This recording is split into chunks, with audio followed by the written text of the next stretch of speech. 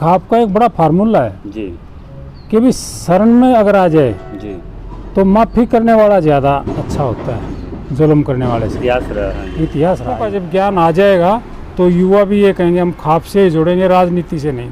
राजनीति स्वार्थ के लिए है। तोड़ते खाप तय नहीं करेंगे अपने, और राजनीति को किस तरह से अपने जवाबदेही बना के रखना है, ना कि किसी राजनेता के फ़ोन पे कोई भी अपने आप को खाप चौधरी कह के 4 गाड़ियाँ लेके निकल जाता है।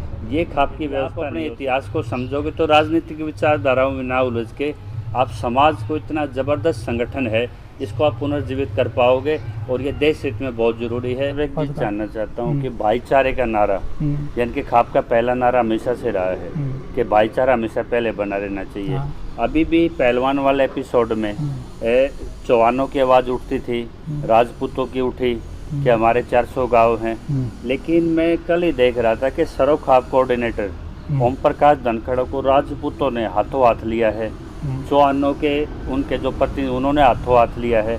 तो सरो खाप अपने एक इस तरह के मोड में नज़र आई है, चाहे वो किसान आंदोलन हो या छोटा सा इस एपिसोड का आंदोलन हो, कि जिस तरह से राजनीति ने धर्मों में विभाजित किया, देश को जातियों में विभाजित किया, लेकिन जब भी कोई संकट आता है इस देश में धर्म पे, इस देश की सीमाओं पे, तो हमेशा ये सरो खाप उसी तरह से नज़र आती है, भाईचारे के साथ हाथ से हाथ मजबूत पकड़ के। तो जो इस तरह की जाति समुदाय की कॉल करते हैं, वो उनको कैसे संदेश दोगे आप? किसी भी जाति की कॉल आती है। अभी जैसे प्रैक्टिकल होने लग रहा है। जी जी जी। इसका एक उदाहरण मैं बताऊं जी कि जब सिकंदर ने भारत पर अटैक करने की सोची तो उसके गुरु का नाम था अरिस्तु जी। वो अरिस्तु अपने गुरु के पास गया और बोला कि गुरुजी मुझे जो है ये आशीर्वाद दो कि मैं भारत को फतेह करके आ जाऊं। तब उसने क्या कहा था कि बेटा तू सिकंदर महान तो है, लेकिन इतना महान नहीं है कि भारत जैसे देश पर आक्रमण करके वापस आ जाए। हाँ, तो आप मेरी मानो तो वहाँ के लिए रहने दो। वहाँ खाप नाम का एक ऐसा भेड़ों का छत्ता है, तेरे पीछे लग गया तो ना मरने देगा ना जीने देगा, क्योंकि अरिस्तु को ये पता था कि खाप में कोई जाति पाति, ऊंच नीच, महान गरीब कुछ नहीं होता, वो सारे एक है और एक चीज़ लड़ते। तो बहुत बड़ा उदाहरण है। संदेश आपके उन लोगों के लिए है कि जो लोग कह रहे हैं कि हमारे राजपूतों के 400 गांव हैं, हमारे फलाने रीजन में 200 गांव हैं, उनको क्या मैसेज देंगे कि वो खाप के ही पार्ट हैं, खाप से अलग नहीं है? खाप के पार्ट हैं, इस देश के सदस्य हैं। राजनीति का जिसको बुखार आ जाता है वो इस तरह की गणना करने लग जाता है, मेरे 10 गांव, मेरे 5 गांव, मेरा गोत बड़ा है, मेरा ये। तो राजनीति के गुरु नानक देव ने कृष्णा नदी के तट पर भाषण दिया था कि ये एक महान संगठन है, पूजनीय संगठन है, पवित्र संगठन है। खापों में काम करने वालों का खून सबसे ज़्यादा पवित्र है, लेकिन जिस दिन इसमें राजनीति घुसेगी ये इसका डाउनफॉल शुरू हो जाएगा और वो समय आ गया। यदि इस देश के सभी युवाओं को जो जातियों में विभाजित राजनीति करती है, यदि खाप को भी उनको तोड़ना होगा इस सिस्टम को, तो सबसे पहले आपके इतिहास को तोड़े मरोड़ेंगे वो। सबसे पहले आपकी पहचान को वो कहीं हिंदूवाद में, कहीं मुस्लिमवाद में, कहीं मंदिर मस्जिद में विभाजित करेंगे, जिसका सीधा जवाब कर्नाटक में जनता ने दे दिया कि हम भाईचारा बड़ी चीज़ है और ये जाति धर्म ये कुछ भी मायने नहीं रखते, ये अपनी आस्थाएं हैं। तो जब भी इस तरह से आप पे कोई चोट होगी तो सबसे पहले आपको एक डिक्टोरियल संस्थान दिखाया जाएगा, आपको जिस तरह से रूढ़िवादी दिखाया जाएगा। तो जिसका इतना पौराणिक इतिहास हो, यदि सब युवाओं ने इस इतिहास को जान लिया कि अभी सोशल ऑर्डर हम इतने सदियों से मिलजुल के चलाते आ रहे हैं, और ये जो लोकतंत्र है ये तो हमारी की व्यवस्था है चलाने की कि हम रिपब्लिक तरीके से इस देश को चलाते हैं, तो अगर वो पहचान सब ने जान ली तो देश का क्या भविष्य होगा? सुंदर भविष्य होगा। जब ये ज्ञान के कारण की खापों का प्रचार नहीं रहा, जब प्रचार करेंगे और इसकी असलियत सामने आएगी तो सभी बच्चे भी सुधरेंगे, युवा भी सुधरेंगे, देश में एकता भी बढ़ेगी। वो खापों के प्रचारक थे, वो हरिद्वार में जो पहला गुरुकुल बना आमेर के राजा मान सिंह ने, उसके पहले स्टूडेंट थे। तो उन्होंने यही शर्त ली कि समाज सेवा के लिए सबसे अच्छा मैं खापों का प्रचारक बन गया। और बड़े बड़े संत महात्मा और सभी उसके इकट्ठे होते थे। 5000 की कैपेसिटी उसे ईश्वर पटेल ले गई। तो उस प्रकार कोई प्रचार नहीं रहा, इसलिए खापों का एक्चुअल ज्ञान नहीं है। खापों का जब ज्ञान आ जाएगा तो युवा भी ये कहेंगे हम खाप से ही जुड़ेंगे, राजनीति से नहीं। राजनीति स्वार्थ के लिए है। तोड़ती खाप है, हाँ तोड़ती वो है, विभाजित करेगी, हाँ। ये जोड़ेगी। ये जोड़ेगी। एक तरफ तोड़ कुछ जोड़ नहीं है, खा पहने की राजनीति कर रहा हूँ। एक तरफ बाग है, तोड़ना है, एक तरफ जोड़ना और गुणात्मक है। बिल्कुल। तो वो आप जैसे प्रवक्ता रहे हैं, हाँ जी। तो एक खाप जो 84 है दलाल की, उसको मजबूत करने के लिए आपने गौशाला में एक सीधा चेतावनी भरा भी उनको एक संदेश दिया है कि जब भी कोई चीज़ हो आपको उसी शौर्य पहचान के साथ सामने आना पड़ेगा, तभी इतिहास के साथ आप इंसाफ कर पाओगे। तो ये दोबारा से जैसे हमने बताया था कि जहाँ दो व्यवस्थाएं प्रधानों की गई, उसको भी एक हटाना होगा रास्ते से। तो खापों को दोबारा वो गौरवमय भारत दें, वो आध्यात्मिक गुरु दें, वो भाईचारा दें, वो समरसता दें। तो उसके लिए आप लोग क्या कर रहे हैं, मतलब उसके लिए खापों को एक जैसे दोबारा से पुनर्स्थापित करने के लिए? उसका प्रचार जरूरी है खापों का। जी, खापों का बैकग्राउंड किसी को मालूम नहीं है, खापों का इतिहास मालूम नहीं, खाप शब्द का अर्थ तक मालूम नहीं है। जी, वो तो आपने रोशनी डाल हाँ हाँ दी। रोशनी डाल लेकिन दी थी। इसको भविष्य में क्या चुनौती है आपको, इसको दोबारा यदि आपको नहीं खापों अगर को सर्वमान्य बनाना है, सर्वमान्य बनाने लोगों के की लिए आस्था बढ़ानी है? हाँ, एक तो सामाजिक कामों में इन्होंने बढ़ चढ़ के भाग लेना पड़ेगा, जी। अपने इतिहास को जानना पड़ेगा। जी, देश महान नहीं बनता गोला बारूद और तलवारों से, देश महान बनता शुद्ध सात्विक और आध्यात्मिक विचारों से। तो आध्यात्मिकता लानी पड़ेगी और ये सब सुधार हो जाएगा। एक ऋषि दयानंद ने एक फार्मूला दिया था कि चावलों को चेक करना है कि पक के खाने लायक नहीं, तो एक चावल हांडी से निकाल के देख लो। यदि आपके बराबर कोई मसाले की कोई तस्वीर बना के रख दी जाए कैप्टन मान सिंह, और लोग उसको मान सिंह समझने लग जाएं, जैसे कि हिंदूवाद का प्रचार किया गया, वैदिक हमारी इतनी गौरव में हमारा था पीछे, आर्य पूरे विश्व पे राज करते थे, उस चीज़ को भुला के एक नई विचारधारा डाल दी गई। तो इस चीज़ों से जो ये छद्मवाद है, ये बराबर में चोट कर रहा है। इससे कैसे आप नई पीढ़ी को अवगत कराएंगे? जैसे आपकी आरएसएस कह लो, संघ कह लो, ये जो संस्थान है वो भी आपसे मिली जुली बात करेंगे, लेकिन वास्तविकता कंटेंट जो आप लोगों के पास है उसको आप कैसे बचाएंगे?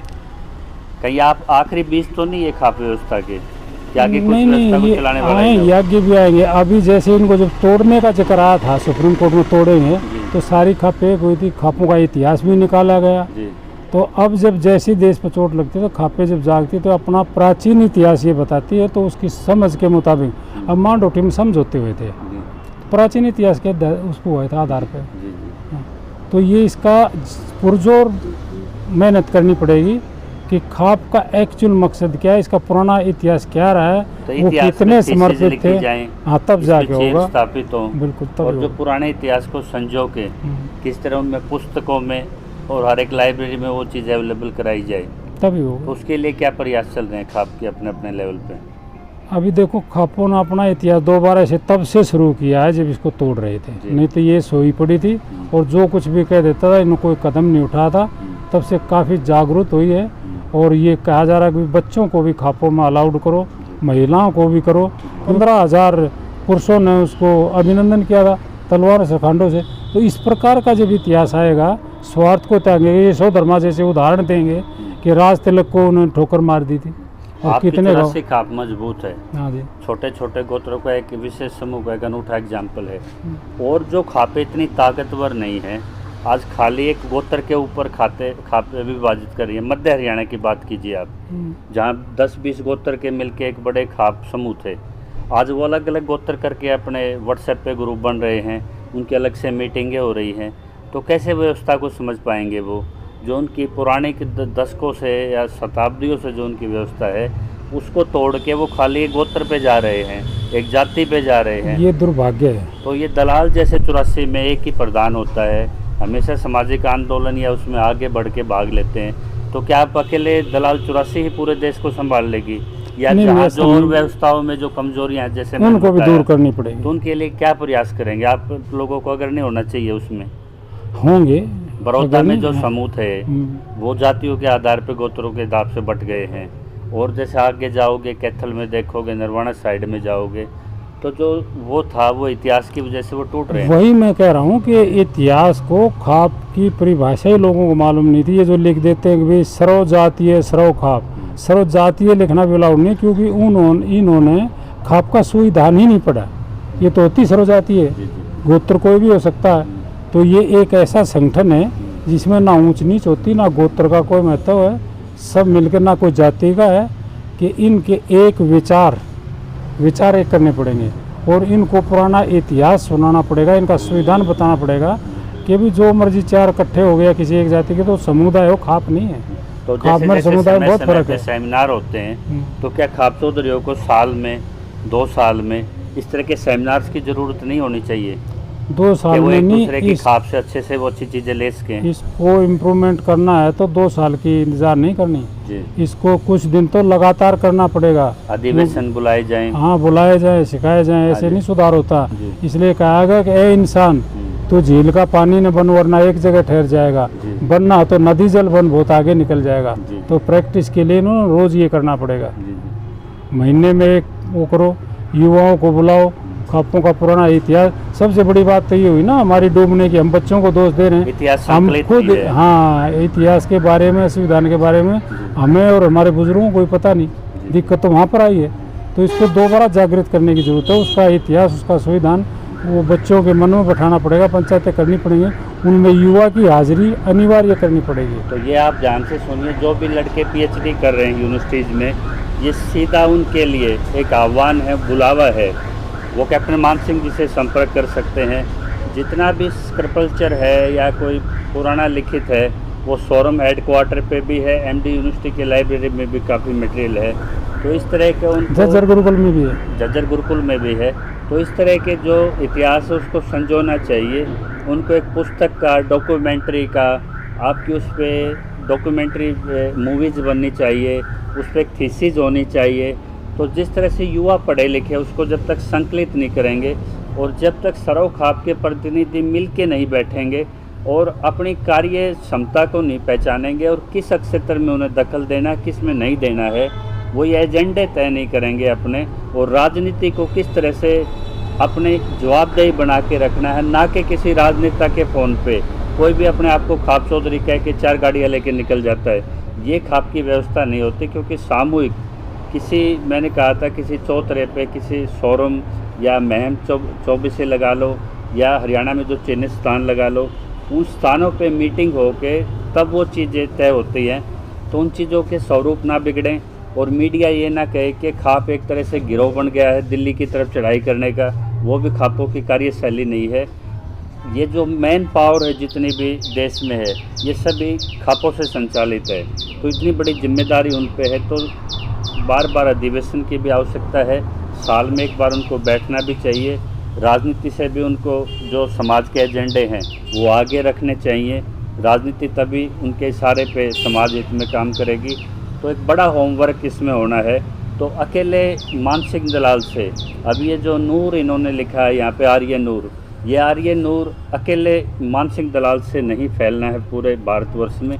इसके लिए हमें हज़ारों, तो मैं कह रहा हूँ हज़ारों की संख्या में ऐसे वेटरन्स, ऐसे बुद्धिजीवी चाहिए, और कम से कम हज़ारों वो युवक चाहिए जो पूर्व स्नातक हों, पोस्ट ग्रेजुएट हों, वो इस पर थीसिस करें, व्याख्यान करें, लेकिन पहले वो इस इतिहास को समझें। तो यही हमारा एक संदेश था कि पहले जहाँ आपके ये लगाओ वैदिक से हमारे जो जट सिख बने, जो अहीर बने, जब उन्होंने एक खालसा पथ उन्होंने आज यहाँ तक पहुँचा दिया। यदि आप अपने इतिहास को समझोगे तो राजनीतिक विचारधाराओं में ना उलझ के आप समाज को, इतना ज़बरदस्त संगठन है, इसको आप पुनर्जीवित कर पाओगे। और ये देश हित में बहुत ज़रूरी है। इसमें जो भी इनसे संपर्क करना चाहे, मैं इनका नंबर भी साथ में डिस्प्ले कर रहा हूँ। और इस तरह के जो वॉलंटियर्स जुड़ना चाहें वो कप्तान साहब से जुड़िए और इस नेक कार्य को आगे बढ़िए, बने रहिए जब तक। जय किसान।